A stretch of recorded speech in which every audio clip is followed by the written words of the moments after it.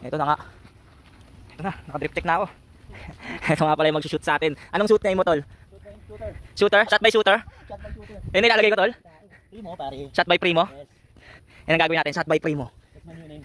Gawa na ko na sa Renzo. Dahil shooter ka ngayon, shot by Primo. Tapos, pag pianista ka naman, Primo pa rin, pero Primo the pianist, Primo the guitarist. Fingers by Primo. Fingers by Primo. Ito pala yung GoPro, tol. Ito ang gagamitin namin. Ito lang ang gagamitin namin, oh. Sakto yung tama ng araw, oh.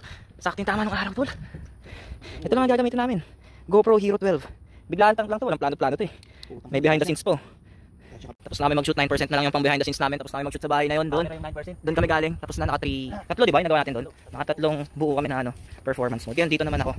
Tapos, siguro galing dito, isang shot na lang galing dito. Tapos saka ako pupunta dito. Ganoon na lang. Kaya to. Buhay ko lang naman, nakasalalay dito eh. Kahit kanina nung nandun eh, putang ina, tataas pala nun, dudulas pala nun. Dito ako yung entrance. Papunta dito. Hindi, magaling naman ako mag-balance eh. Mga ginagawa namin, oh. What works, works. Ano naman, hindi sa kanina maluwag kanina eh. Sakto may dala akong orange. Laban, yung orange yung sumalba eh, no? Alam mo yun, yung pinaka hindi kailangan, yun pa yung sumalba. Napakalupit na itong videographer natin ngayon. Shot by Primo talaga. Tingnan mo yung mga extreme na ginagawa namin, no? Walang plano-plano to. Para kaming nag-hiking bigla. Wala ba ako naiwan? Sana wala ako naiwan. Ang dumi ko na.